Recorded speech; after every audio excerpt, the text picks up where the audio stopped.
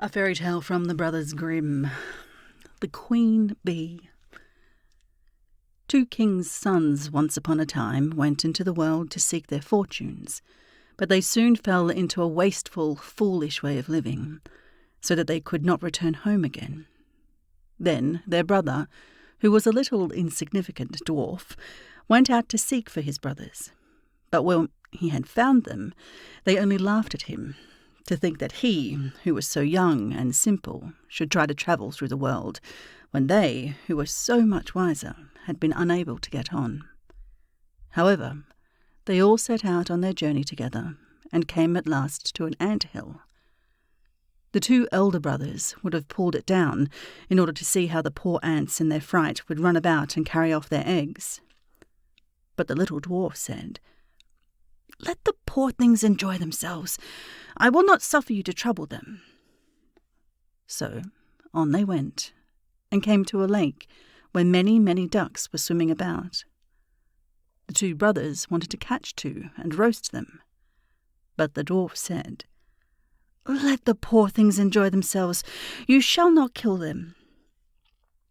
Next, they came to a bee's nest in a hollow tree, and there was so much honey that it ran down the trunk, and the 2 brothers wanted to light a fire under the tree and kill the bees, so as to get their honey. But the dwarf held them back and said, "Let the pretty insects enjoy themselves. I cannot let you burn them." At length, the 3 brothers came to a castle, and as they passed by the stables, they saw fine horses standing there, but all were of marble, and no man was to be seen.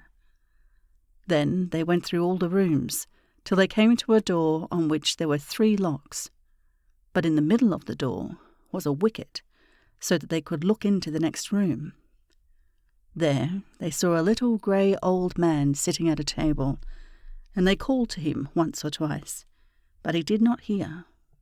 However, they called a 3rd time, and then he rose and came out to them. He said nothing, but took hold of them and led them to a beautiful table covered with all sorts of good things. And when they had eaten and drunk, he showed each of them to a bedchamber. The next morning he came to the eldest and took him to a marble table, where there were 3 tablets, containing an account of the means by which the castle might be disenchanted. The first tablet said, "In the wood, under the moss, lie the 1,000 pearls belonging to the king's daughter. They must all be found, and if one be missing by set of sun, he who seeks them will be turned into marble." The eldest brother set out, and sought for the pearls the whole day, but the evening came, and he had not found the first 100, so he was turned into stone, as the tablet had foretold. The next day, the second brother undertook the task, but he succeeded no better than the first, for he could only find the second 100 of the pearls, and therefore he too was turned into stone. At last came the little dwarf's turn, and he looked in the moss, but it was so hard to find the pearls, and the job was so tiresome. So he sat down upon a stone and cried. And as he sat there, the king of the ants, whose life he had saved, came to help him, with 5,000 ants, and it was not long before they had found all the pearls and laid them in a heap.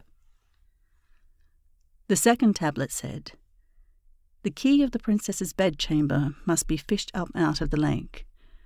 And as the dwarf came to the brink of it, he saw the 2 ducks whose lives he had saved swimming about, and they dived down and soon brought in the key from the bottom.